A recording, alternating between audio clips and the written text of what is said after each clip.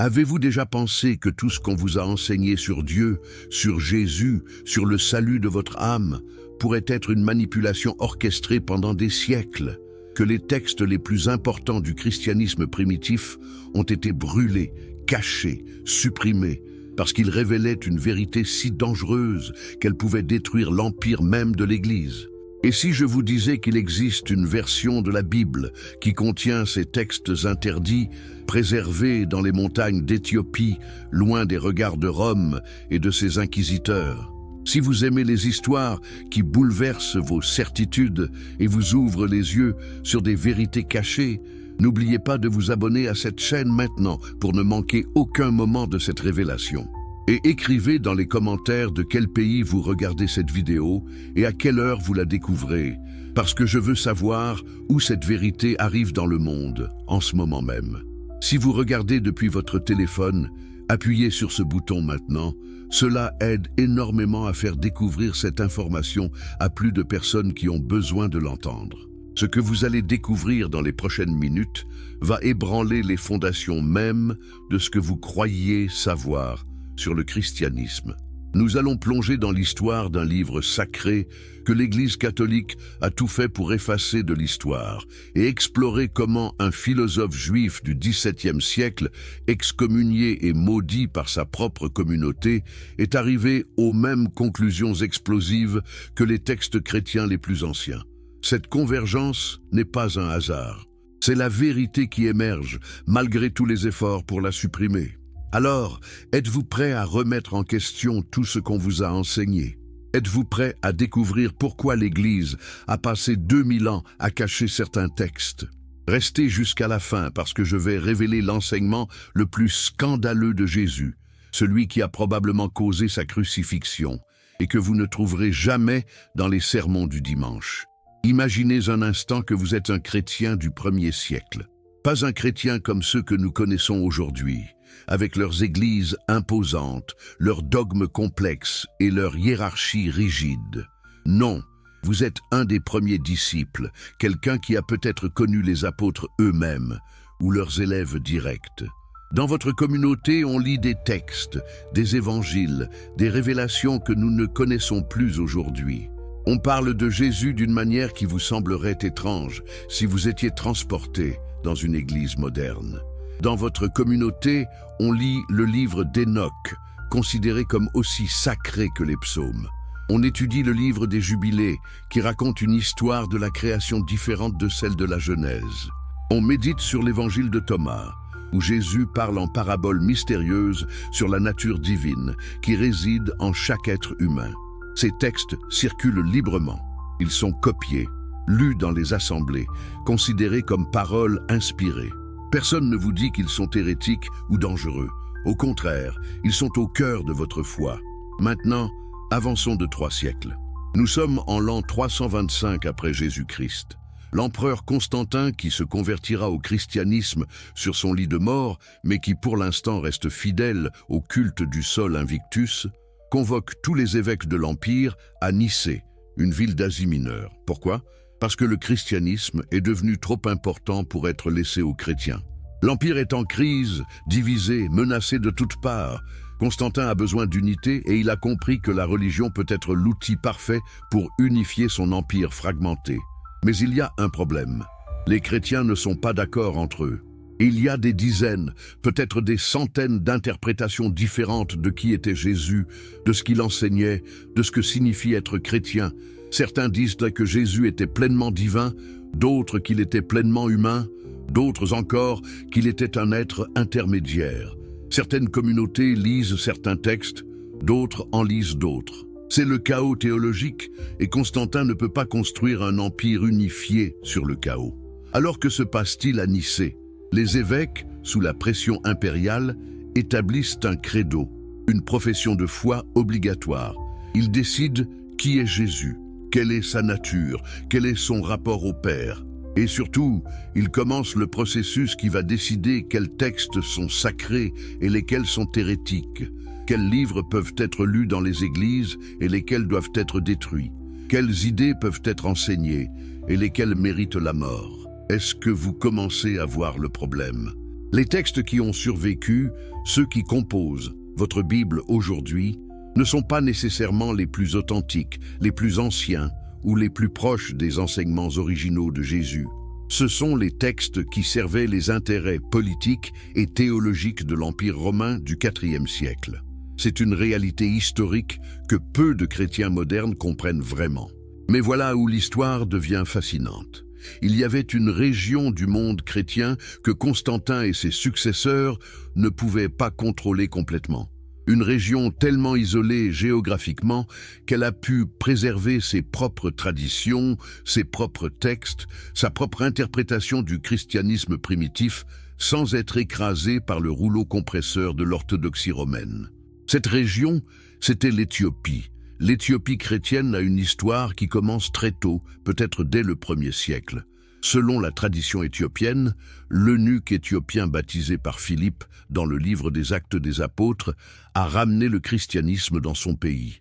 Que cette histoire soit littéralement vraie ou non, ce qui est certain, c'est que le christianisme s'est enraciné en Éthiopie très tôt, bien avant que Constantin ne fasse du christianisme la religion de l'Empire. Et cet enracinement précoce signifie que l'Église éthiopienne a développé ses propres traditions, préservé ses propres textes, établi sa propre théologie avant que Rome ne décide ce qui était orthodoxe et ce qui était hérésie.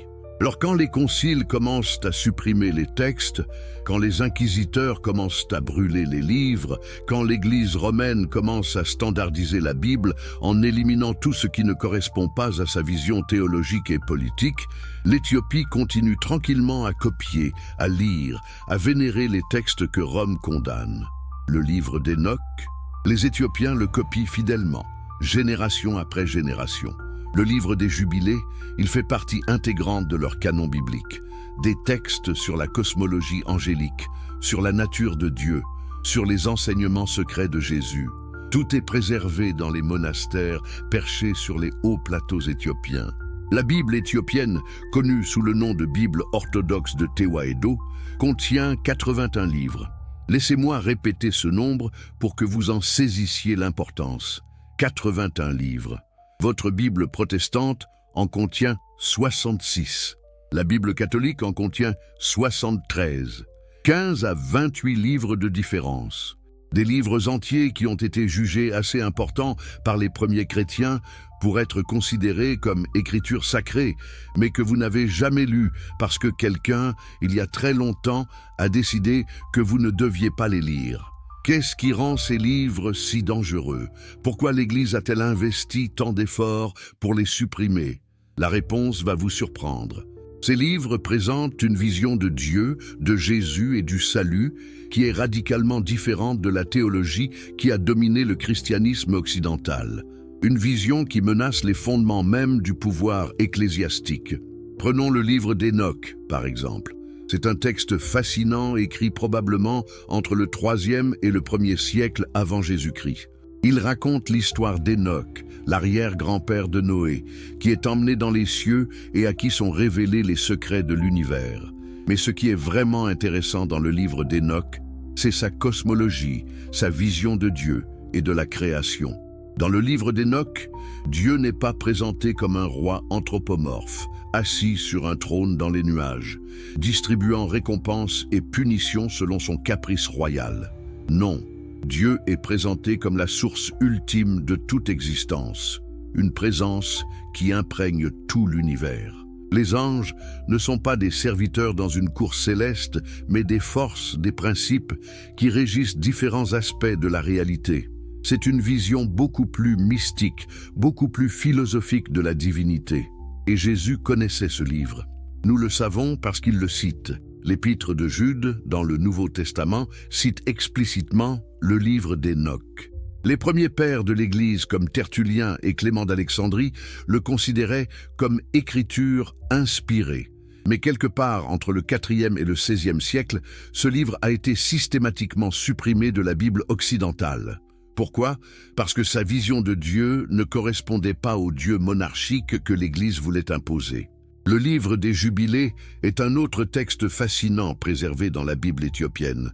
Il retrace l'histoire depuis la création jusqu'à Moïse, mais avec des détails et des interprétations qui ne se trouvent nulle part dans la Bible standard.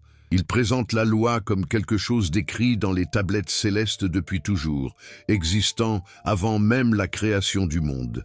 C'est une vision très différente de la loi comme quelque chose que Dieu a donné à un moment spécifique de l'histoire. Dans le livre des Jubilés, la loi est éternelle, cosmique, partie intégrante de la structure même de la réalité. Pourquoi est-ce important? Parce que cela change complètement notre compréhension de ce que Jésus voulait dire quand il parlait d'accomplir la loi. Si la loi est une structure cosmique éternelle, alors l'accomplir ne signifie pas l'abolir ou la remplacer par une nouvelle alliance. Cela signifie la réaliser pleinement, vivre en harmonie totale avec la structure même de l'existence. C'est une interprétation beaucoup plus profonde et philosophique que la simple dichotomie entre ancienne et nouvelle alliance que le christianisme occidental a établie. Mais le texte le plus explosif préservé dans la tradition éthiopienne, bien qu'il ne soit pas formellement dans leur canon, est l'évangile de Thomas. Ce texte, découvert à Nag Hammadi en Égypte en 1945, mais connu des chrétiens éthiopiens depuis des siècles, présente Jésus comme un maître de sagesse plutôt que comme un sauveur sacrificiel. Il ne contient aucun récit de la crucifixion ou de la résurrection. Au lieu de cela, il est composé de 114 paroles de Jésus, dont beaucoup sont profondément mystiques et énigmatiques. L'évangile de Thomas commence par ces mots stupéfiants. Celui qui découvrira l'interprétation de ces paroles ne goûtera pas la mort. Remarquez ce que cela dit. Le salut ne vient pas de croire que Jésus est mort pour vos péchés. Le salut vient de comprendre ses enseignements. C'est la connaissance, la gnose, qui sauve, pas la foi aveugle ou le sacrifice expiatoire. C'est une vision radicalement différente du christianisme. Dans l'évangile de Thomas, Jésus dit « Si vous faites sortir ce qui est en vous, ce que vous ferez sortir vous sauvera. Si vous ne faites pas sortir ce qui est en vous, ce que vous ne faites pas sortir vous détruira. » Qu'est-ce qui est en vous? La divinité, l'étincelle divine, votre vraie nature. Jésus n'est pas venu pour être votre sauveur externe. Il est venu pour vous montrer que vous n'avez pas besoin d'être sauvé parce que vous êtes déjà divin. Vous devez simplement réaliser cette divinité, la faire sortir, la manifester. Est-ce que vous commencez à voir pourquoi l'Église a supprimé ces textes? Un christianisme basé sur ces enseignements n'aurait pas besoin de prêtres comme intermédiaires entre vous et Dieu. Il n'aurait pas besoin de sacrements contrôlés par une hiérarchie ecclésiastique. Il n'aurait pas besoin d'une institution religieuse du tout. Vous seriez libre. Libre de chercher la vérité par vous-même, libre de réaliser votre propre divinité, libre de l'autorité ecclésiastique. Et c'est exactement ce problème que Constantin et ses successeurs voulaient éviter. Un empire ne peut pas être construit sur des individus libres et indépendants qui cherchent leur propre vérité. Un empire a besoin de sujets obéissants, qui acceptent l'autorité, qui suivent les règles, qui ne questionnent pas. Et la religion est l'outil parfait pour créer cette obéissance si elle est correctement structurée et contrôlée. Alors, à Nicée, et dans les conciles qui ont suivi, particulièrement le concile de Carthage en 397 et le concile de Trente en 1546, l'Église a systématiquement construit une Bible qui servait ses intérêts institutionnels. Les livres qui encourageaient la pensée indépendante, la recherche mystique personnelle, l'expérience directe du divin ont été éliminés. Les livres qui mettaient l'accent sur le péché, la culpabilité, le besoin de salut externe, l'importance de l'obéissance à l'autorité ont été gardés et mis en avant. Pensez à l'ironie de cette situation. L'institution qui prétend vous connecter à Dieu a passé des siècles à détruire les textes qui vous enseignaient comment vous connecter directement à Dieu sans intermédiaire.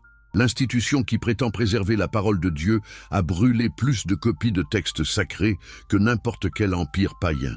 L'institution qui prétend promouvoir la vérité a construit son pouvoir sur la suppression de la connaissance. Mais revenons à l'Éthiopie. Pourquoi ce pays a-t-il pu préserver ce que Rome a détruit? La géographie est la première raison. L'Éthiopie est protégée par des montagnes escarpées et des déserts inhospitaliers. Les armées romaines n'ont jamais pu la conquérir. Les inquisiteurs n'ont jamais pu y établir leurs tribunaux. Les hauts plateaux éthiopiens sont restés une forteresse naturelle où les moines pouvaient copier leurs manuscrits en paix. Mais il y a aussi une raison théologique. L'Église éthiopienne n'a jamais accepté la suprématie papale. Contrairement aux églises d'Europe qui se sont soumises à Rome, l'Église éthiopienne a maintenu son indépendance. Elle a établi sa propre hiérarchie, développé sa propre liturgie, maintenu ses propres traditions. Quand le pape déclarait que tel livre était hérétique, les Éthiopiens continuaient tranquillement à le lire dans leur monastère. Cette indépendance a eu un prix. L'Église éthiopienne a été considérée comme schismatique par Rome pendant des siècles. Mais cette séparation a aussi été sa sauvegarde. Elle a permis à une forme beaucoup plus ancienne de christianisme de survivre, une forme qui préserve des éléments que nous avons perdus dans l'Occident. Les manuscrits éthiopiens sont écrits en ge'ez, une langue ancienne qui n'est plus parlée aujourd'hui, sauf dans la liturgie, un peu comme le latin pour l'Église catholique. Ces manuscrits sont magnifiquement illustrés, copiés avec un soin méticuleux par des moines qui considéraient leur travail comme un acte sacré. Beaucoup de ces manuscrits ont plus de 1000 ans. Certains remontent peut-être au 5e ou 6e siècle, ce qui les rend parmi les plus anciens manuscrits bibliques chrétiens au monde. Ce qui est fascinant quand on compare ces manuscrits éthiopiens avec les manuscrits grecs et latins qui ont servi de base aux Bibles occidentales, c'est qu'on découvre des différences significatives. Les passages entiers présents dans les versions éthiopiennes sont absents des versions occidentales. Des emphases théologiques sont différentes, des interprétations divergent. Cela suggère que les manuscrits éthiopiens préservent peut-être des traditions textuelles plus anciennes, qui ont été perdues ou supprimées en Occident. Maintenant, faisons un bond de plusieurs siècles. Nous sommes en 1632 à Amsterdam, dans le quartier juif de la ville. Une communauté de juifs portugais y vit, des réfugiés qui ont fui l'Inquisition ibérique. Ces juifs avaient été forcés de se convertir au christianisme en Espagne et au Portugal. Mais beaucoup sont restés secrètement juifs, pratiquant leur foi en cachette au risque de leur vie. Quand ils arrivent à Amsterdam, où la tolérance religieuse est relativement grande pour l'époque, ils peuvent enfin pratiquer ouvertement le judaïsme. Dans cette communauté naît un garçon nommé Baruch, qui signifie « béni » en hébreu. Son père est un marchand prospère, un pilier de la communauté juive portugaise. Le jeune Baruch reçoit une éducation juive traditionnelle. Il étudie le Talmud, la Torah, les commentaires rabbiniques. Il est brillant, exceptionnellement intelligent, et ses professeurs ont de grands espoirs pour lui. Peut-être deviendra-t-il un grand rabbin, un érudit respecté, qui honorera sa communauté. Mais le jeune Baruch a un problème. Il pose trop de questions, des questions dérangeantes. Quand on lui enseigne que Dieu a donné la Torah à Moïse sur le mont Sinaï, il demande comment nous pouvons en être sûrs. Quand on lui dit que Dieu intervient dans le monde par des miracles, il demande pourquoi les lois de la nature devraient être suspendues.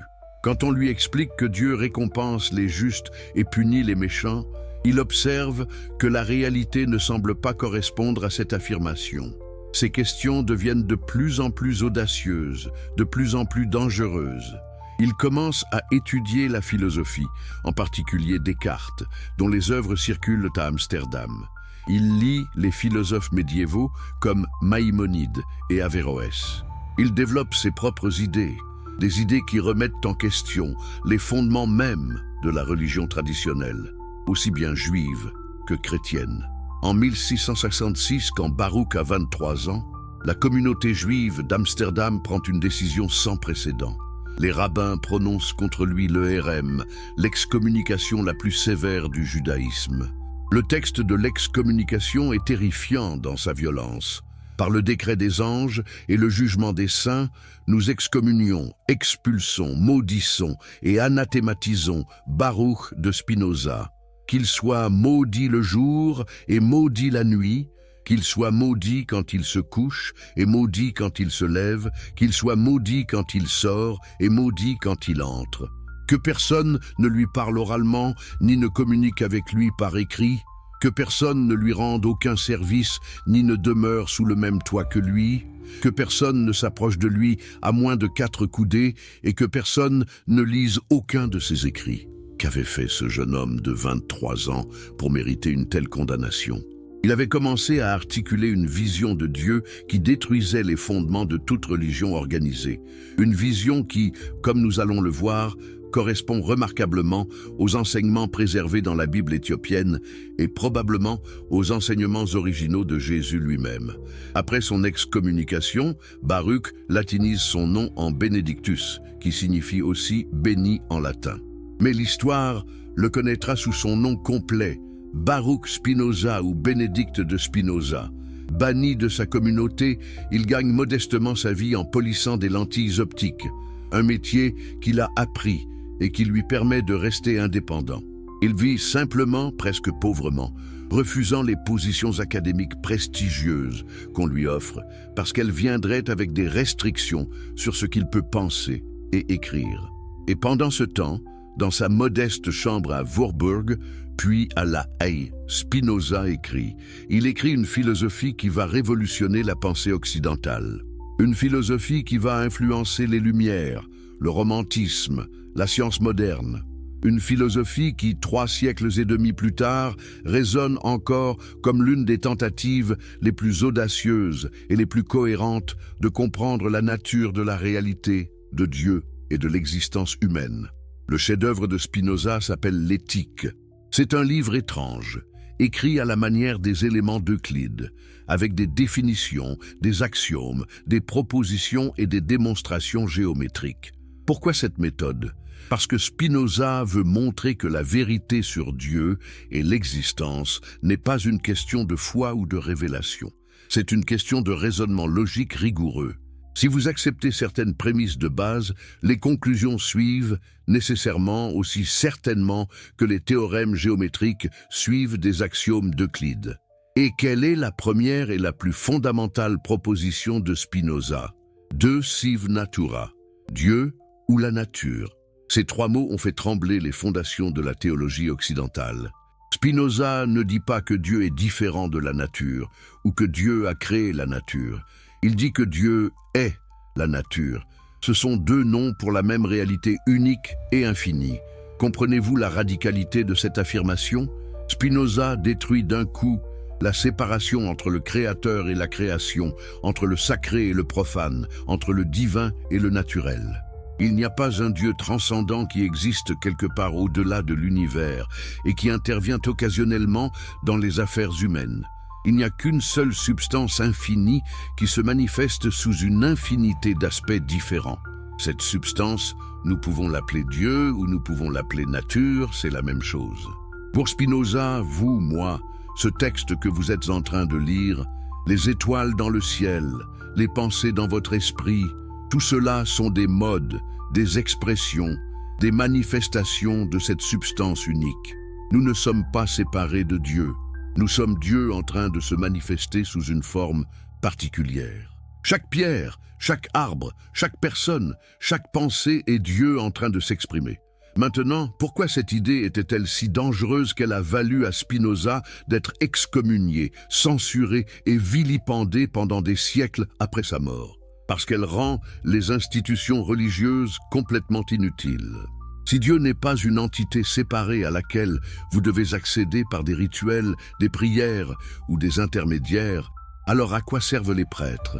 Si Dieu est la nature elle-même, alors vous êtes déjà en connexion permanente et intime avec le divin simplement en existant. Vous n'avez pas besoin d'être sauvé, vous n'avez pas besoin de médiateur, vous n'avez pas besoin d'une église pour vous dire comment penser ou comment vivre. Et ce que Spinoza a découvert par la philosophie pure, les textes éthiopiens, l'enseignent à travers leur préservation des enseignements mystiques primitifs du christianisme. La même vérité, arrivée par des chemins complètement différents. Est-ce une coïncidence? Ou est-ce que la vérité a sa propre logique qui finit toujours par émerger, quels que soient les efforts pour la supprimer? Alors, où en sommes-nous maintenant dans cette révélation explosive? Nous avons découvert qu'il existe une Bible préservée en Éthiopie, contenant des textes que l'Église a supprimés. Nous avons vu comment un philosophe juif excommunié est arrivé par la pure raison aux mêmes conclusions que ces textes anciens. Mais maintenant, nous allons plonger dans le cœur même du scandale. Nous allons explorer comment les dogmes les plus sacrés du christianisme, ceux pour lesquels des millions de personnes ont été tuées, ne viennent pas de Jésus du tout, mais sont des constructions politiques créées des siècles après sa mort. Si vous appréciez ces révélations qui bouleversent ce qu'on vous a toujours enseigné, abonnez-vous maintenant à cette chaîne pour ne manquer aucune vérité cachée que nous allons révéler. Écrivez dans les commentaires de quel pays vous nous regardez en ce moment et quelle heure il est chez vous, parce que je veux voir jusqu'où cette information voyage dans le monde. Et si vous êtes sur votre téléphone portable, appuyez sur ce bouton maintenant. Cela aide vraiment à faire découvrir ces vérités à plus de personnes qui ont besoin de les entendre. Aujourd'hui, quand vous entrez dans n'importe quelle église chrétienne, qu'elle soit catholique, protestante ou orthodoxe, on vous dira que Dieu existe en 3 personnes, le Père, le Fils et le Saint-Esprit. C'est la Trinité, le dogme central du christianisme. Vous devez y croire, vous dit-on, sinon vous n'êtes pas vraiment chrétien. C'est non négociable, immuable, éternel. Mais voici une question que vous devez vous poser. Si ce dogme est si fondamental, si essentiel au christianisme, pourquoi Jésus n'en a-t-il jamais parlé? Cherchez dans les 4 évangiles canoniques, cherchez partout. Vous ne trouverez jamais Jésus disant « Je suis Dieu en 3 personnes » ou le Père, le Fils et moi-même sommes 3 personnes distinctes, mais un seul Dieu. Jamais. Ces mots ne sortent jamais de sa bouche. Alors, d'où vient cette doctrine qui définit maintenant le christianisme? La réponse va vous choquer, parce qu'elle révèle comment la politique et le pouvoir ont façonné votre religion bien plus que la vérité spirituelle. Revenons au IVe siècle. Constantin est devenu empereur en 306 après Jésus-Christ, mais son chemin vers le pouvoir absolu a été sanglant et chaotique. L'Empire romain est divisé entre plusieurs co-empereurs qui se battent constamment pour le contrôle. Constantin doit éliminer ses rivaux un par un dans des guerres civiles qui déchirent l'Empire. En 312, il marche sur Rome pour affronter son rival Maxence à la bataille du pont Milvius. C'est là, selon la légende, qu'il voit une vision dans le ciel. Une croix avec les mots « In hoc signo vince » « Par ce signe, tu vaincras ». Cette vision est-elle réelle? Personne ne le sait vraiment. Ce qui est certain, c'est que Constantin gagne la bataille et qu'il commence progressivement à favoriser le christianisme. Mais attention, Constantin n'est pas un chrétien pieux cherchant la vérité spirituelle. C'est un politicien calculateur qui a compris que le christianisme pourrait être l'outil parfait pour unifier son empire fragmenté. Le problème?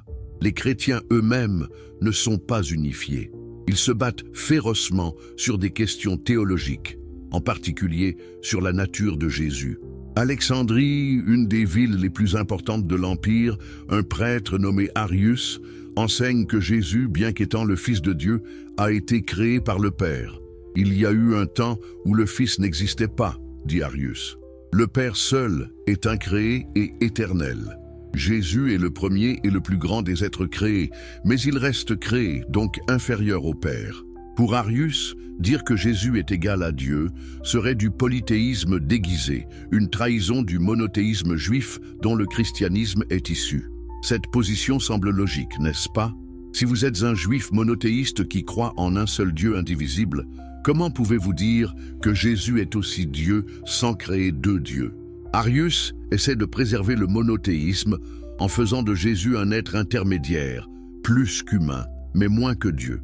C'est une position raisonnable qui s'appuie sur des passages bibliques clairs, comme Jean 14, 28, où Jésus dit explicitement « Le Père est plus grand que moi ».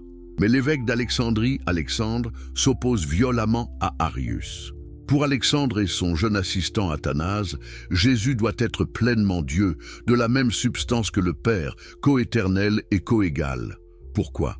Parce que, argumente-t-il, si Jésus n'est pas pleinement Dieu, alors son sacrifice sur la croix n'a pas de valeur infinie et ne peut pas sauver l'humanité. Seul Dieu peut sauver l'humanité, donc Jésus doit être Dieu. Remarquez la logique circulaire ici. Ils commencent avec une théologie du sacrifice expiatoire, puis ils en déduisent que Jésus doit être Dieu.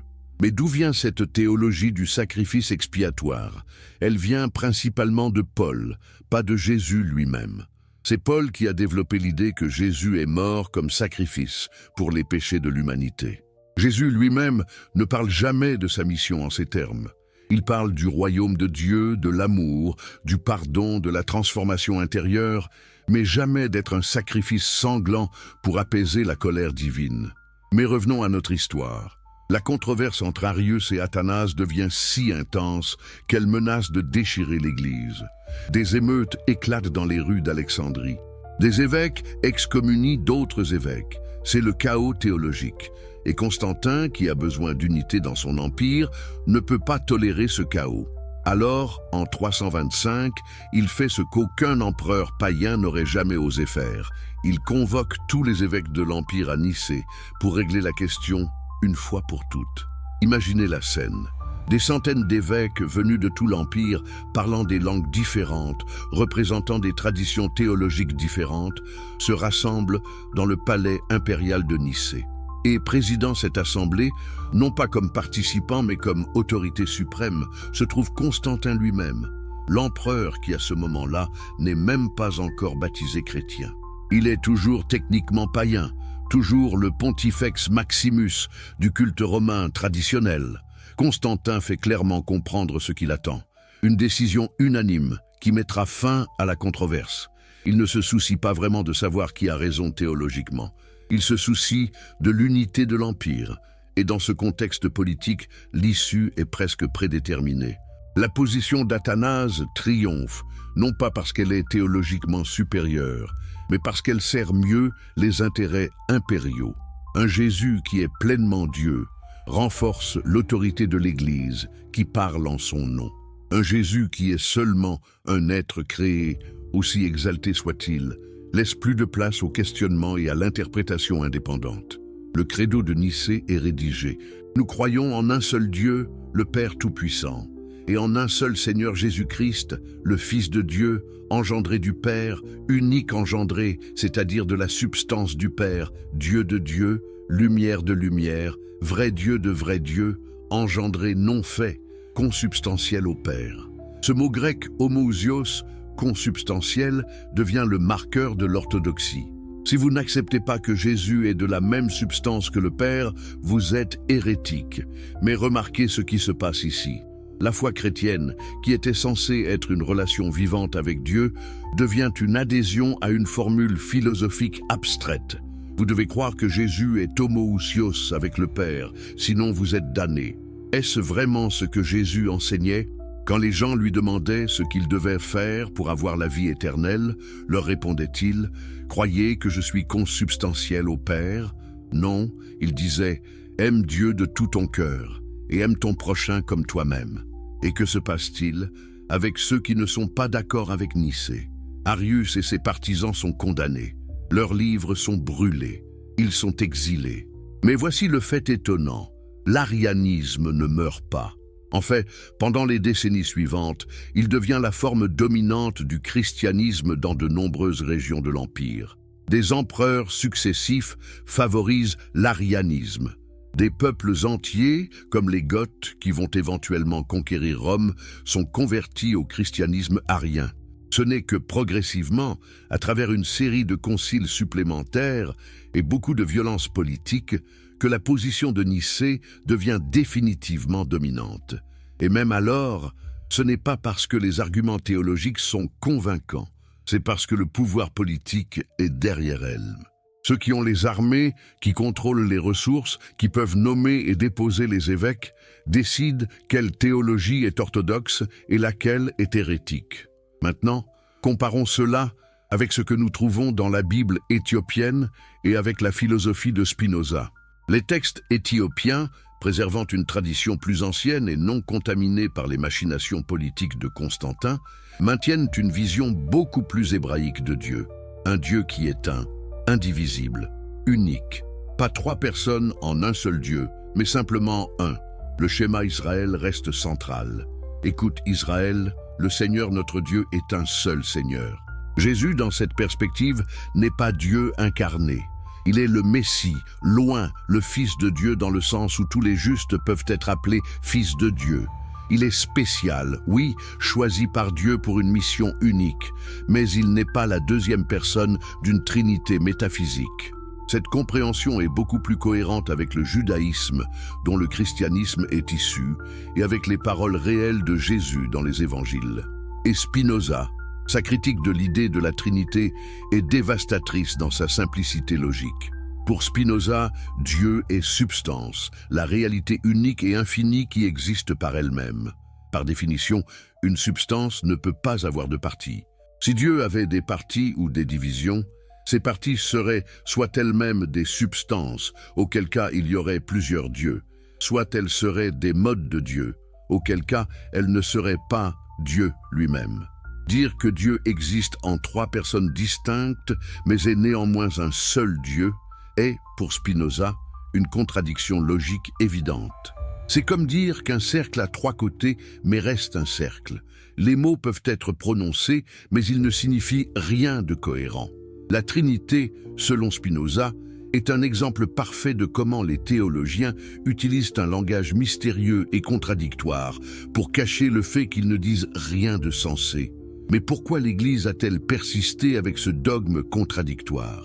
Parce qu'il sert une fonction politique cruciale. La Trinité nécessite une interprétation officielle. Les gens ordinaires ne peuvent pas comprendre comment 3 égale 1 et 1 égale 3. Ils ont besoin de l'Église pour leur expliquer ce mystère. Cela crée une dépendance permanente vis-à-vis de l'autorité ecclésiastique. Si le christianisme était simplement « Aimez Dieu et aimez-vous les uns les autres », tout le monde pourrait le comprendre et le pratiquer sans intermédiaire. Mais si le christianisme nécessite de croire en des mystères métaphysiques complexes que seuls les théologiens formés peuvent expliquer, alors vous avez besoin de l'Église. Regardez aussi comment la doctrine de la Trinité s'est développée au fil des siècles. Au Concile de Nicée, on parle du Père et du Fils, mais le Saint-Esprit est à peine mentionné. Ce n'est qu'au Concile de Constantinople en 381 que le Saint-Esprit est pleinement intégré dans la formulation trinitaire. La doctrine a été construite pièce par pièce, ajustée et réajustée à travers des débats politiques et des conflits de pouvoir. Et les textes bibliques eux-mêmes. Le verset le plus célèbre utilisé pour soutenir la Trinité est 1 Jean 5, 7, 8, car il y en a 3 qui rendent témoignage dans le ciel. Le Père, la Parole et le Saint-Esprit, et ces 3 sont un. Mais voici un fait que la plupart des chrétiens ne savent pas. Ce passage n'existe pas dans les manuscrits grecs les plus anciens. C'est une addition tardive, probablement insérée au IVe ou Ve siècle, pour soutenir la doctrine trinitaire émergente. Les érudits bibliques modernes, même conservateurs, admettent que ce verset est une falsification. Il n'apparaît pas dans les traductions bibliques académiques modernes. Donc, la preuve textuelle la plus claire de la Trinité dans la Bible est un faux. Que nous dit cela sur l'honnêteté intellectuelle de ceux qui ont construit cette doctrine? Ils étaient prêts à falsifier les Écritures elles-mêmes pour soutenir leur théologie. Si votre doctrine est vraie et biblique, pourquoi avez-vous besoin d'ajouter des versets qui n'existaient pas à l'origine? Mais peut-être que l'aspect le plus troublant de tout cela est ce qui est arrivé à ceux qui ont osé questionner la Trinité après qu'elle soit devenue le dogme officiel. Michel Servet, un théologien espagnol du XVIe siècle, a écrit un livre argumentant contre la Trinité en utilisant les Écritures et la raison. Qu'est-il arrivé à Servet? Il a été brûlé vif à Genève en 1553, avec l'approbation de Jean Calvin. Son crime, avoir dit que la Trinité n'est pas biblique. Des dizaines de milliers, peut-être des centaines de milliers de personnes ont été torturées et tuées pendant des siècles pour avoir douté de la Trinité. L'Inquisition espagnole a fait de l'antitrinitarisme l'un de ses crimes principaux. Est-ce ainsi qu'on défend la vérité? Par la violence et la terreur?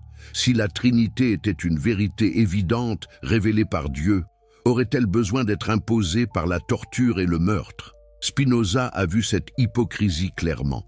Dans son traité théologico-politique, il écrit que les églises ont transformé la religion de l'amour en un système de contrôle par la peur. Elles ont remplacé la foi par la superstition, la spiritualité par le dogme et l'amour par l'obéissance. Et au cœur de ce système se trouve la doctrine de la Trinité, incompréhensible mais obligatoire, un test parfait de soumission à l'autorité ecclésiastique. Maintenant, passons à un autre dogme fondamental du christianisme qui s'effondre sous l'examen historique et philosophique. La doctrine de l'enfer éternel. Demandez à n'importe quel chrétien ce qui arrive aux non-croyants après la mort, et la plupart vous diront « ils vont en enfer où ils seront torturés pour l'éternité ». C'est tellement ancré dans la conscience chrétienne que beaucoup de gens ne peuvent même pas imaginer le christianisme sans enfer. Pourtant, voici une vérité choquante. Le concept d'enfer éternel tel que nous le connaissons aujourd'hui n'existe pas dans le judaïsme, n'est pas enseigné par Jésus et a été importé de sources païennes pour servir comme outil de contrôle psychologique. Commençons par le contexte juif. Le judaïsme du temps de Jésus avait différentes idées sur l'après-vie, mais aucune n'incluait un enfer de torture éternelle. Le concept hébreu de Sheol était simplement le lieu des morts, une sorte d'existence ombrée et vague où toutes les âmes allaient, justes et injustes ensemble. Ce n'était ni un lieu de récompense, ni un lieu de punition, juste un état d'être après la mort. Certains juifs du temps de Jésus, influencés par la pensée grecque et perse, commençaient à développer des idées sur la résurrection et le jugement. Mais même dans ces conceptions plus élaborées, la punition pour les méchants n'était généralement pas éternelle. C'était temporaire, purificatrice, ou au pire l'annihilation, la cessation complète de l'existence. L'idée que Dieu punirait quelqu'un pour l'éternité pour des péchés commis pendant une vie finie était considérée comme injuste et incompatible avec un Dieu bon. Alors d'où vient l'enfer chrétien? Principalement de deux sources non juives. Premièrement, le Hadès grec, le monde souterrain gouverné par le Dieu du même nom, où les âmes subissaient divers tourments. Deuxièmement, les idées zoroastriennes persanes sur un jugement final et une séparation éternelle entre les justes et les méchants. Quand le christianisme s'est répandu dans le monde gréco-romain et a absorbé des convertis de ces cultures, ces concepts païens ont été fusionnés avec les images bibliques et ont créé la doctrine de l'enfer que nous connaissons. Mais qu'est-ce que Jésus a vraiment enseigné sur ce sujet? Regardons attentivement ces paroles. Jésus parle souvent de Gehenna, que la plupart des traductions rendent par enfer. Mais qu'était Gehenna? C'était le nom grec de Gehinnom, la vallée de Hinnom, un ravin réel au sud-ouest de Jérusalem. Dans les temps anciens, selon la Bible, certains Israélites y avaient sacrifié leurs enfants à des idoles païennes, et à cause de cela, le lieu était devenu associé à l'abomination et à la souillure. Au temps de Jésus, Gehenna était le dépotoir de Jérusalem. C'était l'endroit où on jetait les ordures, les carcasses d'animaux, et parfois les corps des criminels considérés indignes d'une sépulture décente. Des feux y brûlaient constamment pour consumer les déchets. Des vers et des asticots grouillaient sur les matières en décomposition.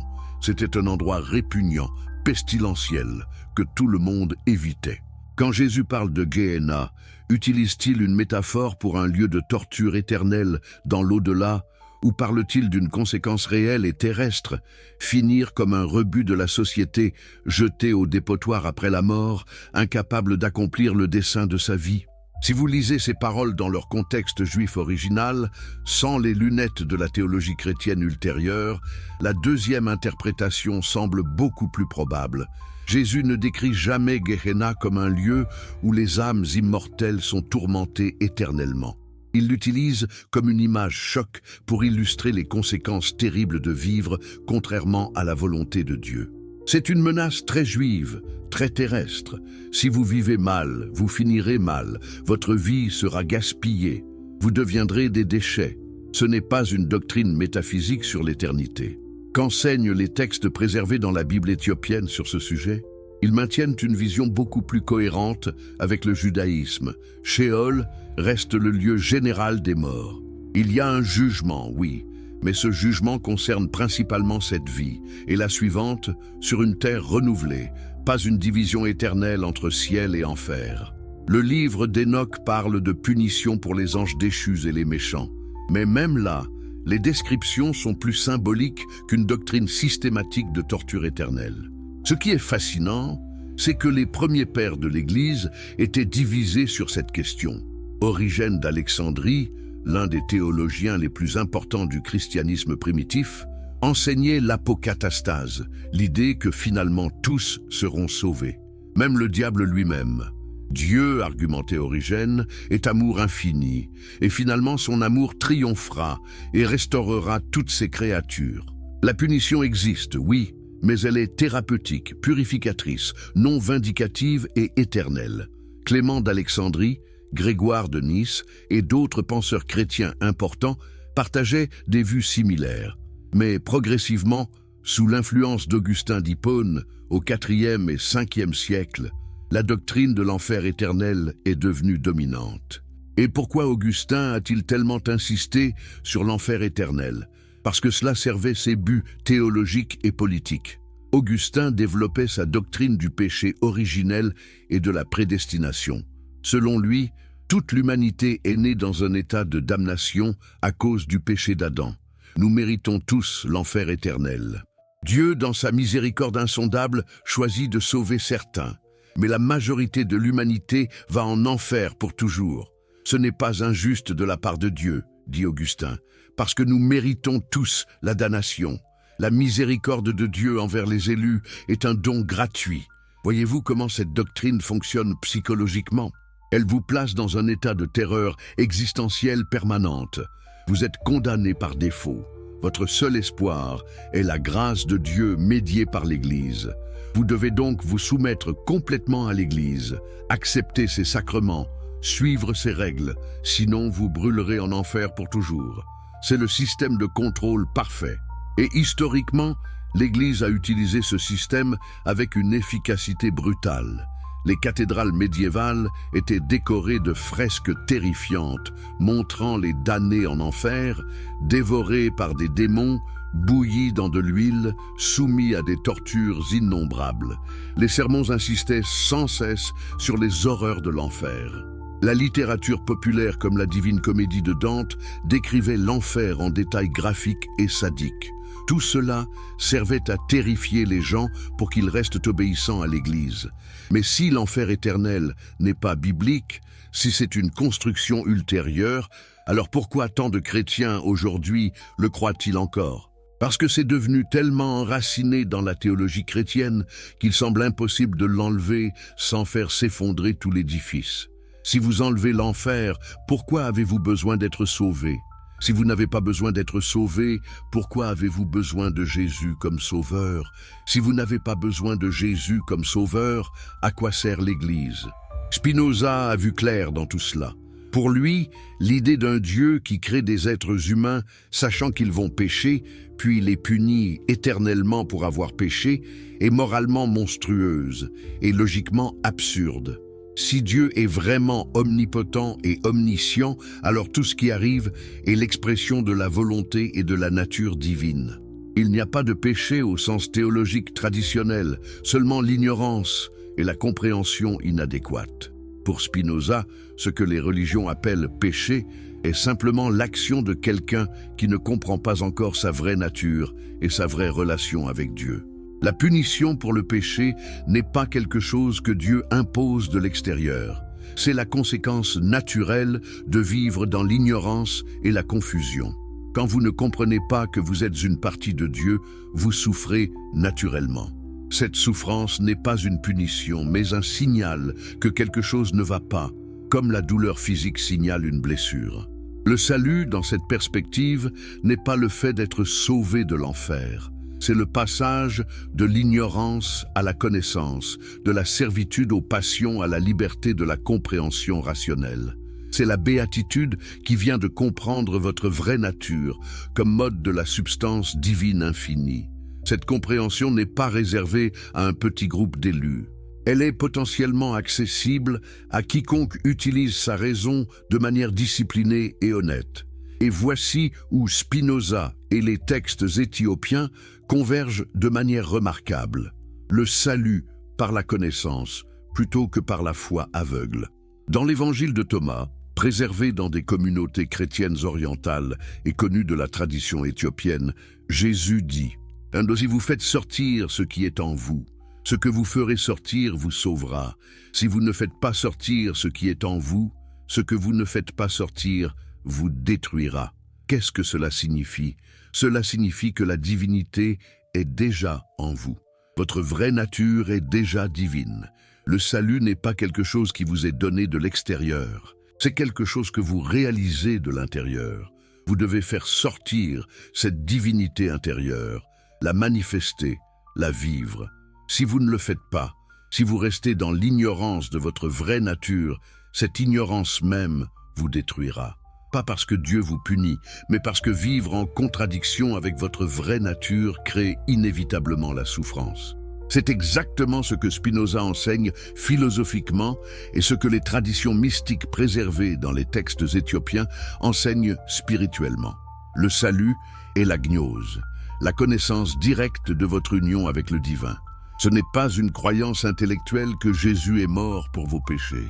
C'est une réalisation expérientielle profonde que vous n'êtes pas séparé de Dieu, que vous ne l'avez jamais été, que vous ne pouvez jamais l'être. Mais pourquoi l'Église a-t-elle supprimé cette compréhension du salut et l'a remplacée par la foi en des dogmes? Parce que la gnose vous rend indépendant. Si le salut vient de votre propre compréhension directe, vous n'avez pas besoin d'intermédiaire. Vous n'avez pas besoin de prêtre pour vous dire quoi penser. Vous n'avez pas besoin de sacrements contrôlés par l'Église. Vous n'avez pas besoin d'autorité ecclésiastique du tout. La foi aveugle en des dogmes, par contre, vous rend dépendant.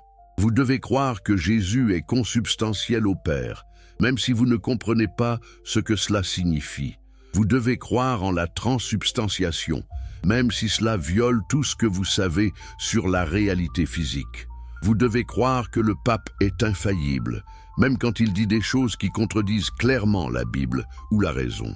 Votre salut dépend d'accepter ce que l'Église vous dit d'accepter, que cela ait du sens ou non.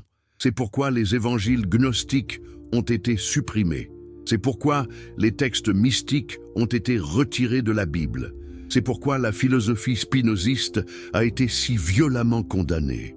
Tous menacent le monopole de l'Église sur le salut. Tous suggèrent que vous pouvez connaître Dieu directement, sans passer par les canaux officiels de la religion organisée.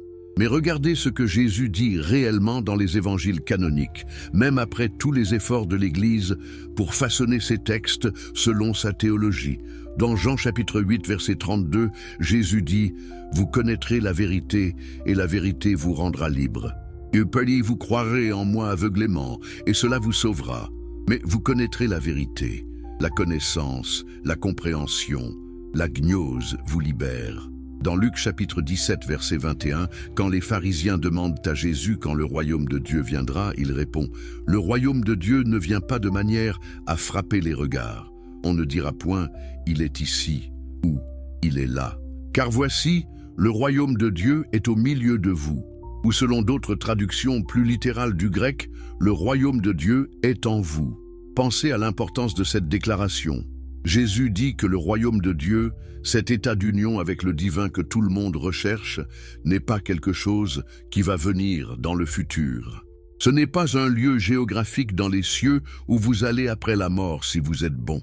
C'est une réalité présente, ici et maintenant, à l'intérieur de vous. Vous n'avez pas besoin de l'atteindre parce que vous y êtes déjà. Vous devez simplement le réaliser, le reconnaître, l'actualiser. C'est identique à l'enseignement de Spinoza sur la béatitude.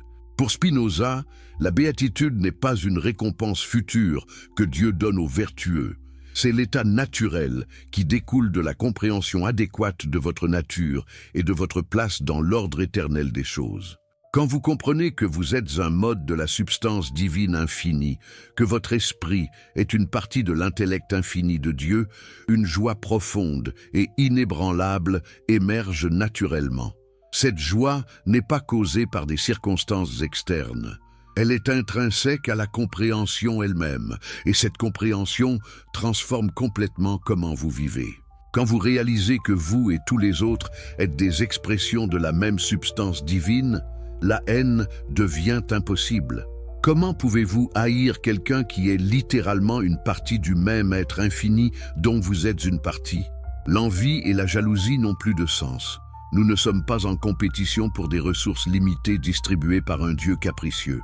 Nous sommes tous des expressions différentes de l'abondance infinie. La peur de la mort se dissipe aussi. Vous n'êtes pas une âme immortelle séparée qui pourrait être envoyée en enfer pour l'éternité. Vous êtes un mode fini d'une substance infinie. Votre corps et votre esprit individuel finiront, oui, mais la substance dont vous êtes fait est éternelle. Rien ne peut être créé ou détruit dans l'absolu, seulement transformé. Votre forme changera, mais l'essence ne peut pas être annihilée. C'est la libération finale dont parlent à la fois Spinoza et les textes mystiques préservés dans la tradition éthiopienne. Une libération non pas de l'enfer futur, mais de la peur et de l'ignorance présente. Une libération non pas par le sacrifice d'un autre, mais par votre propre compréhension. Une libération qui ne nécessite aucun intermédiaire, aucune institution, aucune hiérarchie de pouvoir. Pouvez-vous maintenant voir pourquoi l'Église a combattu si désespérément contre cette compréhension? Pourquoi elle a brûlé les livres, torturé les hérétiques, construit des dogmes incompréhensibles? Parce que son pouvoir dépendait totalement de garder les gens dans l'ignorance et la peur. Des gens libres qui comprennent leur vraie nature divine n'ont pas besoin d'être gouvernés par des prêtres et des évêques. Constantin et ses successeurs ont compris cela parfaitement. C'est pourquoi ils ont soutenu une forme de christianisme qui mettait l'accent sur le péché, la culpabilité, la peur de l'enfer et le besoin absolu de l'Église pour le salut. Un christianisme de liberté, de connaissance directe, de réalisation intérieure aurait été inutile pour leurs objectifs impériaux. Pire, il aurait été activement dangereux, créant des citoyens qui pensent par eux-mêmes et questionnent l'autorité. Voilà pourquoi votre Bible ne contient que 66 livres au lieu de 81. Voilà pourquoi vous n'avez jamais entendu parler du livre d'Enoch ou de l'évangile de Thomas dans votre Église. Voilà pourquoi Spinoza a été excommunié et ses livres interdits pendant des siècles. La vérité qui pourrait vous rendre libre était trop dangereuse pour être permise. Nous sommes arrivés à un point critique de cette révélation. Jusqu'à présent, nous avons découvert comment des textes essentiels ont été supprimés, comment des dogmes ont été fabriqués pour des raisons politiques, comment la peur de l'enfer a été utilisée pour contrôler les masses. Mais maintenant, nous allons plonger dans le cœur même du système de pouvoir que l'Église a construit pendant 2 millénaires. Et nous allons révéler l'enseignement le plus dangereux de tous, celui qui menace de faire exploser les fondations mêmes de toute autorité religieuse. Si vous aimez découvrir des vérités qui changent complètement votre vision du monde, abonnez-vous maintenant à cette chaîne pour ne manquer aucune révélation que nous allons partager. Dites-nous dans les commentaires de quel pays vous regardez cette vidéo et quelle heure il est chez vous en ce moment, parce que je veux voir jusqu'où dans le monde ces informations voyagent. Et si vous êtes sur votre téléphone, appuyez sur ce bouton maintenant. Cela aide vraiment à faire découvrir ces vérités à plus de personnes. Imaginez que vous êtes un paysan en France au XIIIe siècle. Vous ne savez ni lire ni écrire. Vous travaillez la terre du seigneur local du lever au coucher du soleil. Votre vie est dure, brutale, courte. La maladie, la famine, la guerre sont des menaces constantes. Dans ce monde de souffrance, l'Église vous offre une consolation. Si vous obéissez, si vous payez vos dîmes, si vous acceptez votre place dans l'ordre social établi par Dieu, vous serez récompensé dans l'au-delà. Le paradis vous attend. Mais si vous vous rebellez, si vous questionnez, si vous refusez de vous soumettre, l'enfer éternel sera votre destin. Le prêtre de votre village vous dit cela chaque dimanche.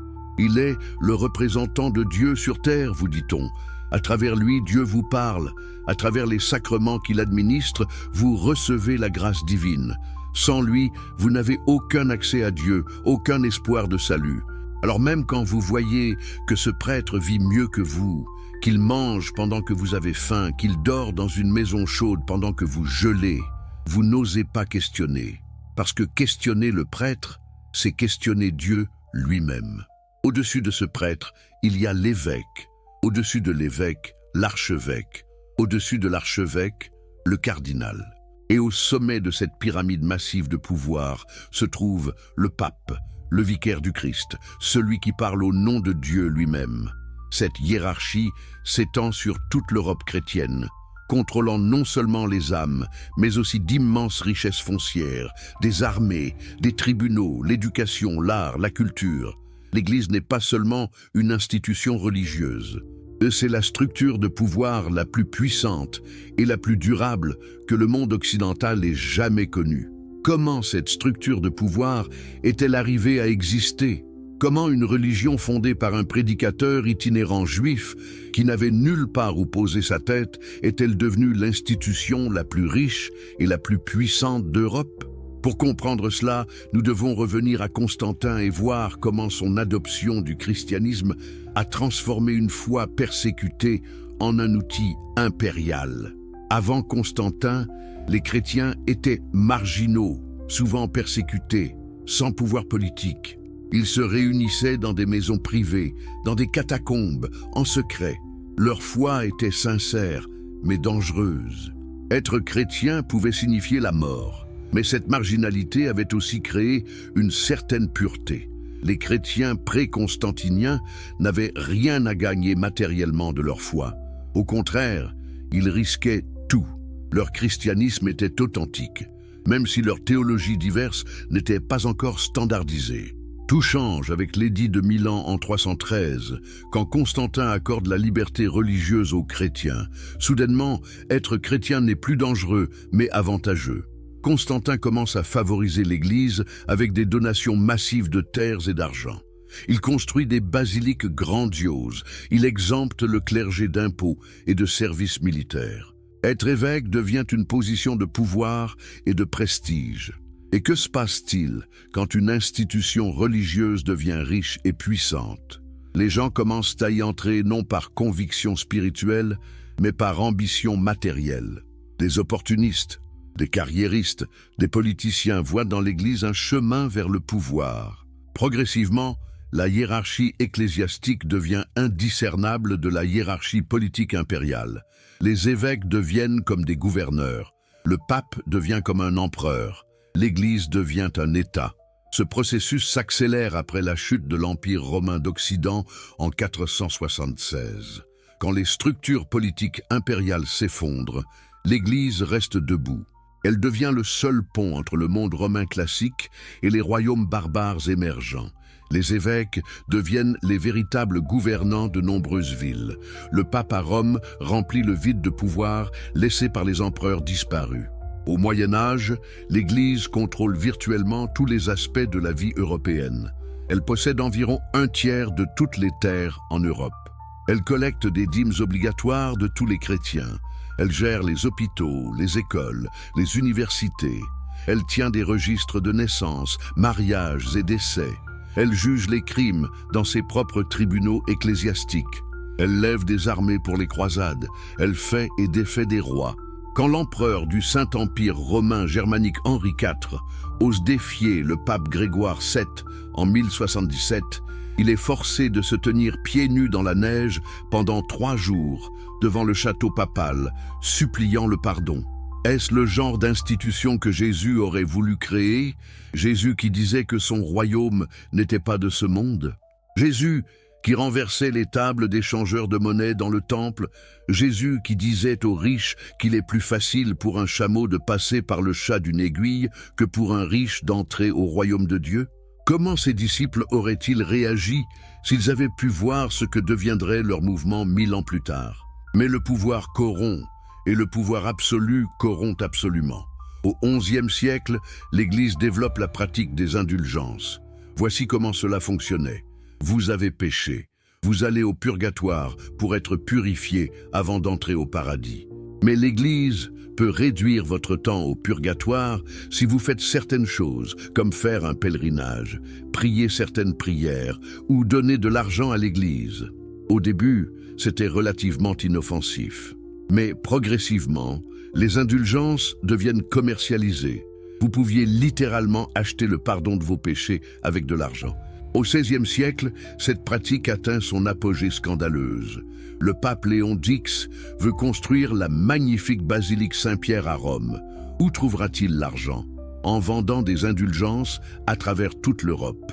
Un moine dominicain nommé Johann Tetzel parcourt l'Allemagne avec un slogan publicitaire cynique. Dès que l'argent teinte dans le coffre, l'âme s'envole du purgatoire. Pensez à cela. L'Église dit littéralement que vous pouvez acheter votre chemin vers le paradis. Les riches peuvent pécher autant qu'ils veulent tant qu'ils paient. Les pauvres, même s'ils sont vertueux, doivent souffrir au purgatoire parce qu'ils n'ont pas d'argent. C'est cette corruption flagrante qui pousse finalement Martin Luther à clouer ses 95 thèses sur la porte de l'église de Wittenberg en 1517, déclenchant la réforme protestante. Mais remarquez ce qui se passe pendant la réforme.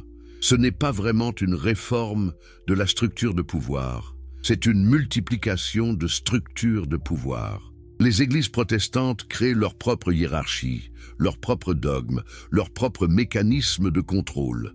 Luther lui-même devient aussi intolérant que l'Église catholique, appelant à la persécution des anabaptistes et des juifs. Pourquoi?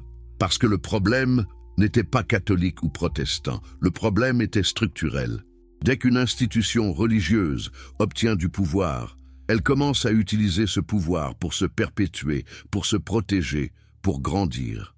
Les vérités spirituelles deviennent secondaires par rapport aux intérêts institutionnels. Les dogmes ne sont plus évalués selon qu'ils sont vrais ou faux, mais selon qu'ils soutiennent ou menacent le pouvoir de l'institution.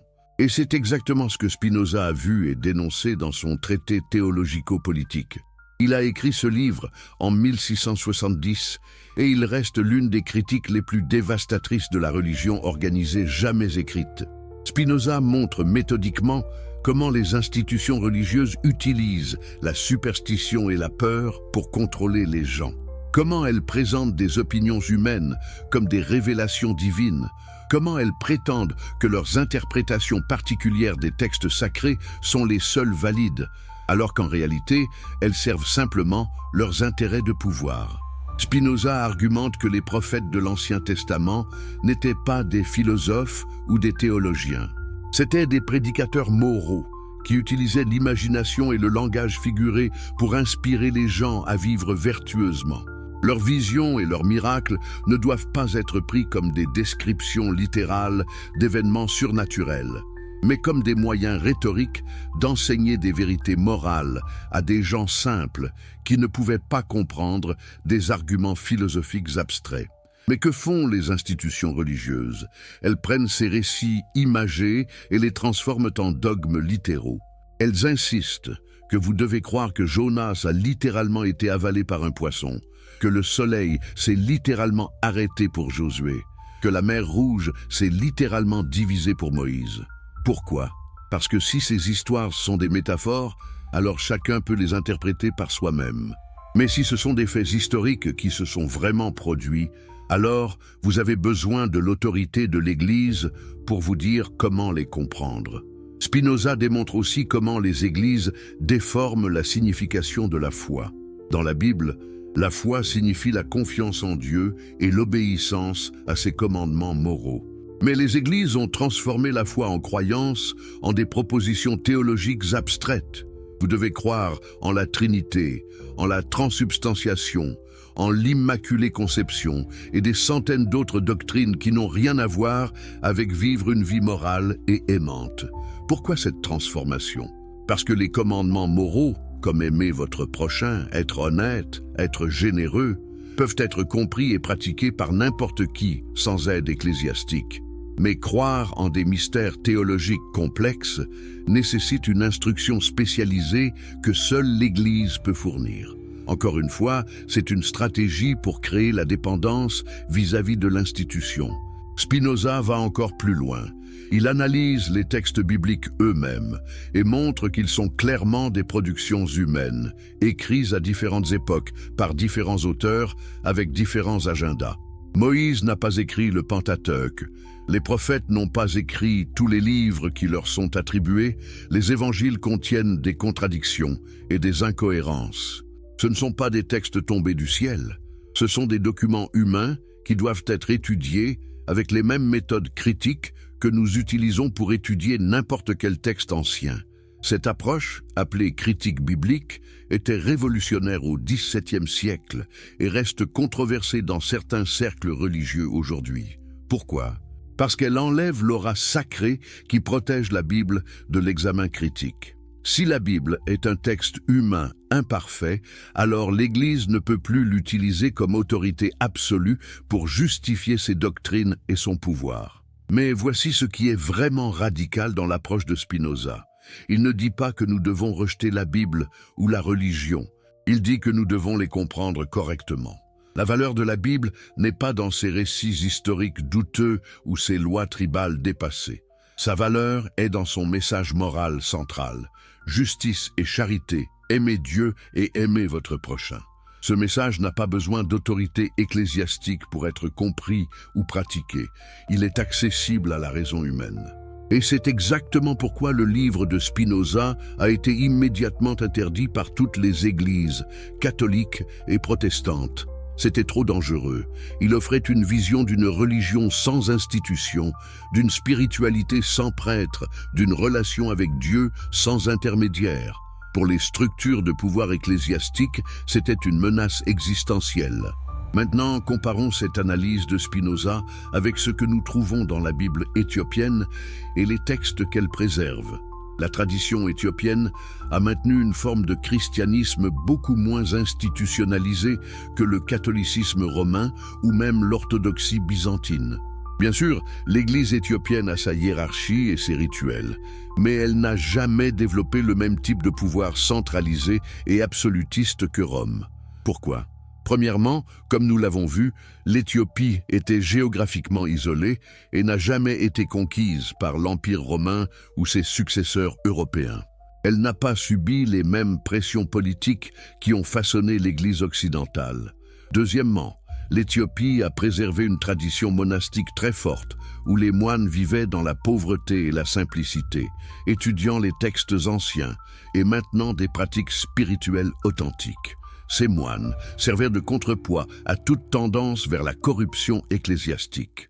Troisièmement, et c'est crucial, les textes préservés dans la tradition éthiopienne maintiennent une vision plus mystique et moins institutionnelle de la foi. Le livre d'Enoch, par exemple, met l'accent sur la vision directe et l'expérience personnelle du divin. Enoch ne va pas voir un prêtre pour accéder à Dieu. Il est emmené directement dans les cieux et reçoit la révélation face à face. C'est une spiritualité d'expérience directe, pas de médiation institutionnelle. De même, l'évangile de Thomas, bien qu'il ne fasse pas officiellement partie du canon éthiopien, a circulé dans les communautés chrétiennes orientales et influence la spiritualité éthiopienne.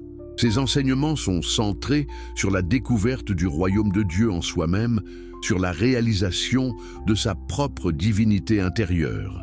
Il n'y a pas d'emphase sur l'Église, sur les sacrements, sur la hiérarchie ecclésiastique. Le salut est présenté comme quelque chose que vous réalisez vous-même à travers la compréhension et la transformation intérieure. C'est pourquoi ces textes étaient si dangereux pour l'Église institutionnelle. Ils offraient une voie vers Dieu qui contournait complètement les structures de pouvoir ecclésiastique.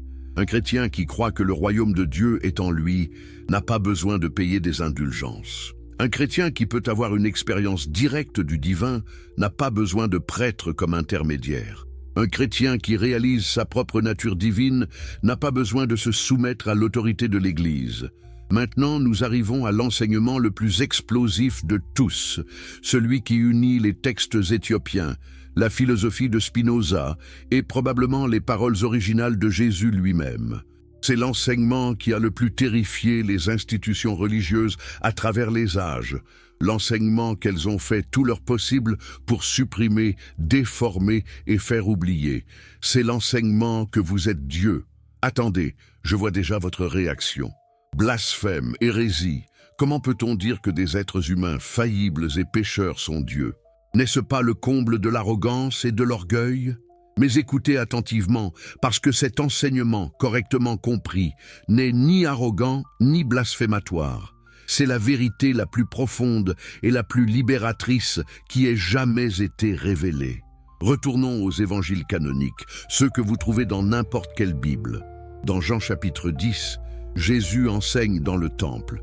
Les autorités religieuses l'accusent de blasphème parce qu'il dit être le Fils de Dieu. Et comment Jésus répond-il? Écoutez attentivement ces mots, parce qu'ils sont choquants. Il dit, dans les versets 34 à 36, « N'est-il pas écrit dans votre loi? J'ai dit, vous êtes des dieux.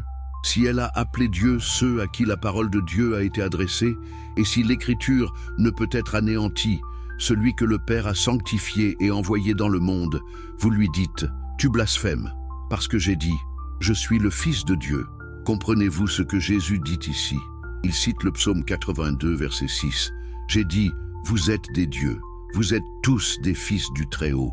Et il utilise ce psaume pour défendre sa propre revendication à la divinité. Son argument est essentiellement, si l'Écriture dit que tous les humains sont des dieux, pourquoi m'accusez-vous de blasphème quand je dis que je suis le Fils de Dieu?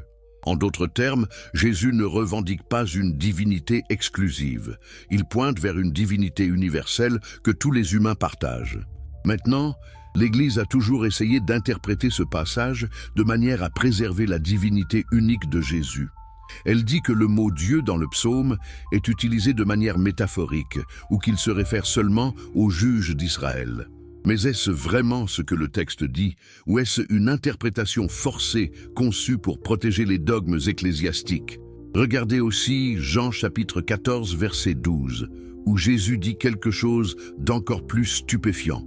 En vérité, je vous le dis, celui qui croit en moi fera aussi les œuvres que je fais, et il en fera de plus grandes parce que je m'en vais au Père. Réfléchissez à cela. Jésus dit que ses disciples feront les mêmes œuvres que lui et même de plus grandes. Comment est-ce possible si Jésus est uniquement Dieu et les disciples sont simplement humains? Cela n'a de sens que si Jésus et ses disciples partagent la même nature divine fondamentale. Dans Jean chapitre 17, la prière sacerdotale de Jésus, il prie pour ses disciples en disant au verset 21, « Afin que tous soient un, comme toi, Père, tu es en moi, et comme je suis en toi, afin qu'eux aussi soient un en nous. » Et au verset 23, « Moi en eux, et toi en moi, afin qu'ils soient parfaitement un. » Jésus prie que ses disciples aient la même union avec le Père qu'il a lui-même. Comment cela serait-il possible si sa divinité était d'une nature complètement différente de la leur? L'Église a toujours eu du mal avec ces passages, parce qu'ils suggèrent fortement que la relation de Jésus avec Dieu n'est pas unique, mais exemplaire. Il montre le chemin, il révèle ce qui est possible pour tous les humains. Il n'est pas venu dire « Je suis Dieu et vous ne l'êtes pas, alors adorez-moi ». Il est venu dire « Je suis un avec le Père et vous pouvez l'être aussi. Suivez-moi dans cette réalisation ». C'est exactement ce que les évangiles gnostiques comme l'évangile de Thomas enseignent explicitement. Dans le Logion 108 de Thomas, Jésus dit « Celui qui boira de ma bouche deviendra comme moi. Moi-même, je deviendrai lui, et les choses cachées lui seront révélées. » Remarquez qu'il ne dit pas que ses disciples l'adoreront pour l'éternité. Il dit qu'ils deviendront comme lui, qu'il deviendra eux. C'est une union mystique, une dissolution des frontières entre maître et disciple, entre divin et humain. Dans le Logion 3, Jésus dit quelque chose qui choque complètement la théologie chrétienne traditionnelle. Le royaume est à l'intérieur de vous et à l'extérieur de vous. Quand vous vous connaîtrez vous-même, alors vous serez connus et vous saurez que vous êtes les fils du Père vivant. Le salut n'est pas une croyance en quelqu'un d'autre, c'est la connaissance de soi. Et cette connaissance de soi révèle que vous êtes fils du Père vivant, c'est-à-dire que vous êtes divin. Maintenant, comparons cela avec Spinoza. Pour Spinoza, Dieu ou la nature est la seule substance qui existe. Tout ce qui existe est un mode, une expression, une manifestation de cette substance unique. Vous n'êtes pas quelque chose de séparé de Dieu. Vous êtes Dieu en train de se manifester sous une forme particulière. Votre corps est un mode de l'attribut divin de l'étendue. Votre esprit est un mode de l'attribut divin de la pensée. Quand vous comprenez cela profondément, quand vous réalisez que vous n'êtes pas une créature séparée d'un créateur distant, mais une expression de la substance divine elle-même, quelque chose de fondamental change. Vous n'avez plus besoin de chercher Dieu à l'extérieur de vous-même. Vous n'avez plus besoin de prier à un Dieu anthropomorphe dans le ciel. Vous comprenez que chaque respiration que vous prenez, chaque pensée que vous pensez, chaque action que vous faites est Dieu en train de respirer, de penser, d'agir à travers vous. Cela ne signifie pas que vous êtes Dieu dans le sens d'être tout-puissant ou omniscient. Vous êtes un mode fini de la substance infinie, mais c'est comme une vague dans l'océan. La vague a une forme distincte, une existence temporaire, mais elle n'est jamais séparée de l'océan. Elle est faite de l'océan. Elle se meut avec l'océan. Elle retournera à l'océan.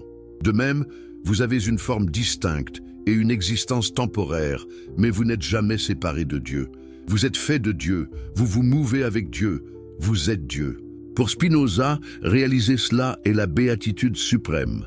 C'est ce qu'il appelle le troisième genre de connaissance, ou connaissance intuitive. C'est une compréhension directe, immédiate, non conceptuelle de votre union avec le divin. Et cette compréhension produit ce que Spinoza appelle l'amor Dei intellectualis, l'amour intellectuel de Dieu. C'est un amour qui découle nécessairement de la compréhension de votre vraie nature. Quand vous comprenez que vous êtes une partie de Dieu, vous aimez naturellement et nécessairement Dieu, non pas comme quelque chose d'extérieur à vous, mais comme votre propre essence. Et voici la partie vraiment radicale. Cet amour de Dieu est en même temps l'amour de Dieu pour lui-même à travers vous. Dieu s'aime lui-même à travers votre amour. Vous n'êtes pas en dehors de Dieu aimant Dieu. Vous êtes Dieu s'aimant lui-même sous la forme de votre conscience individuelle. Le sujet et l'objet de l'amour sont ultimement un. C'est mystique, oui, mais c'est aussi rigoureusement logique dans le système de Spinoza. Si Dieu est la seule substance et que tout est un mode de cette substance, alors toute action, toute pensée, tout sentiment est l'activité de Dieu. Il n'y a rien en dehors de Dieu. Donc quand vous aimez, c'est Dieu aimant. Quand vous pensez, c'est Dieu pensant. Quand vous existez, c'est Dieu existant sous votre forme. Maintenant, pouvez-vous voir pourquoi cet enseignement était si terrifiant pour les autorités religieuses? S'il est vrai, alors toute la structure de la religion organisée s'effondre. Vous n'avez pas besoin de prêtres pour vous connecter à Dieu parce que vous êtes déjà Dieu. Vous n'avez pas besoin de sacrements pour recevoir la grâce divine parce que vous êtes déjà la manifestation de la grâce divine. Vous n'avez pas besoin d'obéir aux dogmes de l'Église parce que votre propre compréhension rationnelle de votre nature divine est le guide suffisant. Vous n'avez pas besoin d'être sauvé parce que vous n'avez jamais été perdu. Vous n'avez pas besoin de transcender votre nature humaine pour atteindre le divin parce que votre nature humaine est déjà divine. Vous n'avez pas besoin d'attendre une vie après la mort pour expérimenter le paradis parce que le royaume de Dieu est en vous maintenant, dans ce moment présent. C'est la libération finale. Non pas libération d'un enfer futur, mais libération de l'illusion de la séparation. L'illusion que vous êtes une petite créature insignifiante, séparée d'un grand Dieu distant. Cette illusion est la source de toute votre souffrance, de toute votre peur, de tout votre sentiment de manque et d'incomplétude. Quand cette illusion se dissipe et que vous réalisez votre unité avec le divin, la souffrance ne disparaît pas nécessairement, mais sa signification change complètement. La souffrance n'est plus une punition de Dieu ou un test de foi. C'est simplement une partie de la texture de l'existence, une des innombrables façons dont Dieu s'expérimente lui-même à travers ses créatures. Vous pouvez toujours ressentir de la douleur physique, oui, mais la souffrance psychologique, l'angoisse existentielle, la peur de la mort, la culpabilité, la honte, tout cela peut se dissoudre dans la compréhension de votre vraie nature. Et quand vous voyez les autres, avec cette compréhension, tout change aussi. Vous ne voyez plus des étrangers, des ennemis, des concurrents. Vous voyez différentes expressions de la même substance divine dont vous êtes fait.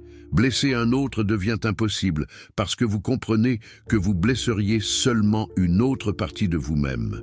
L'égoïsme perd son sens parce qu'il n'y a pas vraiment de séparation entre soi et l'autre. Tout ce qui existe est ultimement le soi divin sous différentes formes. C'est pourquoi Spinoza dit que comprendre notre vraie nature conduit nécessairement à la vertu. Ce n'est pas une prescription morale externe imposée par un législateur divin. C'est la conséquence logique de comprendre que nous sommes tous des parties de la même totalité. Quand vous comprenez cela, vous agissez naturellement avec amour, compassion et justice, non pas parce que Dieu vous récompensera au paradis, mais parce que c'est l'expression naturelle de votre vraie nature. Les textes préservés dans la tradition éthiopienne pointent vers cette même réalisation. Le livre d'Enoch décrit des visions de la structure cosmique de la réalité, montrant comment tout est interconnecté, comment les anges, qui peuvent être compris comme des forces ou des principes cosmiques, travaillent ensemble dans une harmonie divine. Ce n'est pas une cosmologie littérale, mais une représentation symbolique de l'unité fondamentale de toute existence. Le livre des Jubilés, avec son emphase sur la loi comme structure cosmique éternelle, suggère que vivre en harmonie avec la loi n'est pas obéir à des commandements arbitraires, mais s'aligner avec la structure même de la réalité. C'est similaire à l'idée de Spinoza que les lois de Dieu ne sont pas des décrets, mais les nécessités logiques qui découlent de la nature divine. Et les enseignements mystiques préservés dans les monastères éthiopiens sur la prière du cœur, la contemplation de la lumière divine intérieure, l'union mystique avec Dieu, tout cela pointe vers l'expérience directe de cette vérité. Vous n'êtes pas séparés de Dieu, vous êtes Dieu manifesté. Alors pourquoi l'Église a-t-elle supprimé cet enseignement? Pourquoi a-t-elle créé une théologie de séparation, de péché, de culpabilité, de besoin de salut externe? La réponse est simple et cynique. Le pouvoir. Une Église qui enseigne que vous êtes déjà divin, que vous n'avez pas besoin d'intermédiaire, que le royaume de Dieu est en vous maintenant, c'est une Église qui se rend inutile. C'est une Église qui abandonne son pouvoir sur les gens. Mais une Église qui enseigne que vous êtes pécheurs et séparés de Dieu, que vous avez besoin de ses sacrements pour recevoir la grâce, que vous devez obéir à ses dogmes pour être sauvés, que vous risquez l'enfer éternel si vous la questionnez, c'est une Église qui maintient un contrôle total sur vos pensées, vos actions, votre argent, votre vie entière. Voilà le scandale final. Voilà la vérité que nous avons découverte en explorant la Bible éthiopienne et la philosophie de Spinoza. Le christianisme institutionnel a trahi les enseignements de Jésus. Il a pris un message de libération et l'a transformé en un système d'oppression. Il a pris une révélation de votre divinité intérieure et l'a remplacée par un récit de votre indignité et de votre besoin de salut externe. Et cette trahison n'était pas accidentelle, elle était systématique, calculée, maintenue à travers des siècles de suppression de textes, de fabrication de dogmes, de persécution d'hérétiques, de contrôle de l'information. Chaque fois qu'un mystique, un philosophe, un réformateur a essayé de pointer vers la vérité originale, ils ont été réduits au silence. Meister Eckhart, le mystique allemand qui enseignait l'union avec Dieu, a été condamné. Giordano Bruno, qui enseignait l'infinité de Dieu et la divinité de l'univers, a été brûlé vif. Spinoza a été excommunié et vilipendé. Mais la vérité ne peut pas être supprimée pour toujours. Elle émerge encore et encore à travers différentes voies, différentes traditions, différentes époques. Les textes éthiopiens l'ont préservée à travers leur isolation géographique. Spinoza l'a redécouverte à travers la philosophie pure. Les mystiques de toutes les traditions l'ont expérimentée directement dans leur contemplation profonde. Et maintenant, peut-être, à notre époque où les institutions religieuses traditionnelles perdent leur emprise, où l'information est difficile à contrôler, où les gens cherchent une spiritualité authentique au-delà des dogmes, cette vérité peut enfin être entendue par les masses. Alors qu'est-ce que cela signifie pour vous, personnellement? Comment devriez-vous vivre avec cette compréhension? Premièrement, arrêtez de chercher Dieu à l'extérieur de vous-même. Arrêtez de penser que vous avez besoin d'un intermédiaire, d'un prêtre, d'un livre sacré, d'un rituel pour vous connecter au divin. Le divin est votre essence même.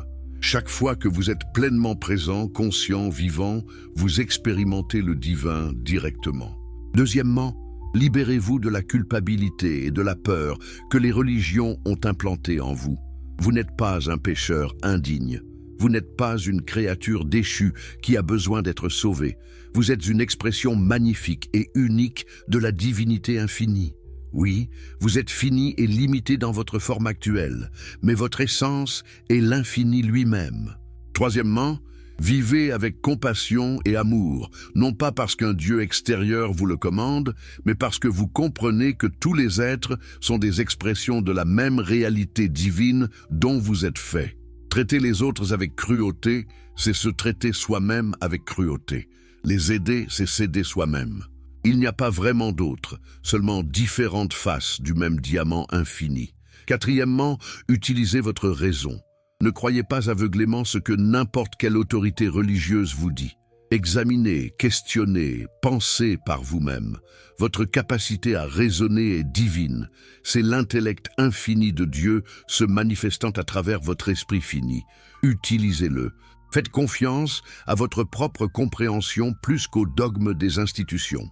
Cinquièmement, trouvez la béatitude dans la compréhension plutôt que dans les plaisirs fugaces. Les plaisirs sensoriels vont et viennent, vous laissant toujours en vouloir plus. Mais la joie qui vient de comprendre votre vraie nature est stable, permanente, inébranlable. C'est ce que Spinoza appelle la béatitude et ce que les traditions mystiques appellent l'illumination ou l'éveil. Voilà le message que la Bible éthiopienne et Spinoza nous offrent ensemble. Voilà l'enseignement final de Jésus que l'Église a essayé de supprimer. Vous êtes divin. Vous avez toujours été divin. Vous ne pouvez jamais cesser d'être divin parce que le divin est ce que vous êtes. La séparation d'avec Dieu est une illusion. Le péché originel est un mensonge. L'enfer éternel est une fabrication. Le besoin de salut externe est une manipulation. La vérité vous rendra libre, a dit Jésus. Et quelle est cette vérité?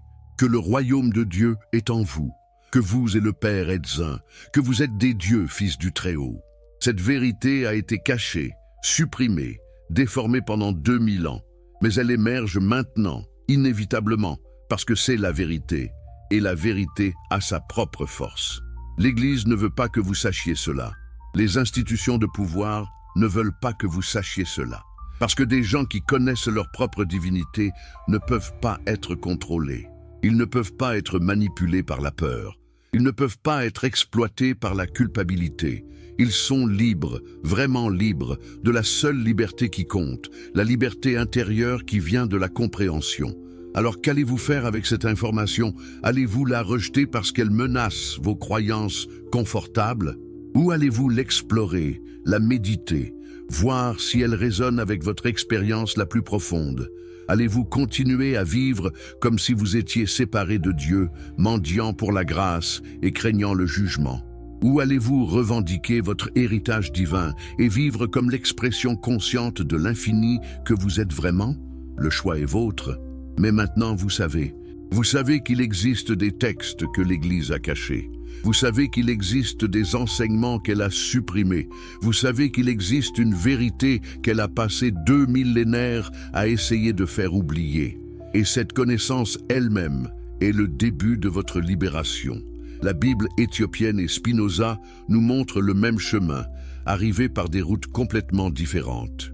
L'un à travers la préservation de textes anciens dans l'isolement des montagnes africaines, l'autre à travers la pure raison philosophique dans les villes commerciales de l'Europe du Nord. Mais le chemin est le même, vers l'intérieur, vers la réalisation de votre vraie nature, vers la compréhension que vous n'êtes pas une goutte séparée de l'océan, mais l'océan entier dans une goutte. C'est l'enseignement final, c'est la révélation ultime, c'est la vérité qui détruit tous les dogmes parce qu'elle rend les dogmes inutiles. Quand vous savez qui vous êtes vraiment, vous n'avez besoin d'aucune autorité extérieure pour vous le dire. Quand vous expérimentez votre union avec le divin directement, vous n'avez besoin d'aucun intermédiaire pour médier cette union.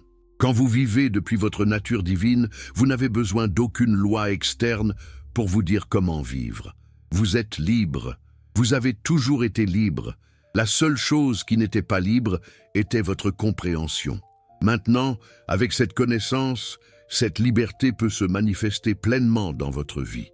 Non pas comme une licence pour l'égoïsme, mais comme l'expression spontanée de l'amour et de la compassion qui découle naturellement de la compréhension de votre unité avec tout ce qui existe. C'est la promesse de la Bible éthiopienne et de Spinoza. C'est l'héritage que Jésus voulait vous laisser avant que l'Église ne le transforme en institution de contrôle. C'est votre droit de naissance en tant qu'être humain conscient, capable de connaître et de devenir ce que vous êtes vraiment. Alors si ce message a résonné en vous, si quelque chose en vous reconnaît cette vérité, même si votre esprit la trouve difficile à accepter, c'est le signe que vous êtes prêt à abandonner les croyances qui vous limitent, prêt à explorer votre vraie nature, prêt à vivre comme l'expression consciente du divin que vous avez toujours été. Partagez cette vidéo avec ceux qui ont besoin d'entendre ce message. Continuez à explorer ces idées dans vos propres méditations et réflexions. Et surtout, vivez depuis cette compréhension. Testez-la dans votre expérience quotidienne. Voyez si vivre comme si vous étiez divin transforme votre relation avec vous-même, avec les autres, avec l'existence elle-même. La vérité vous attend. Elle a toujours attendu. Elle ne peut pas faire autrement parce qu'elle est ce que vous êtes. La seule question est, quand allez-vous arrêter de chercher à l'extérieur et réaliser qu'elle a toujours été à l'intérieur, vous regardant à travers vos propres yeux, vivant à travers votre propre vie, attendant simplement d'être reconnu.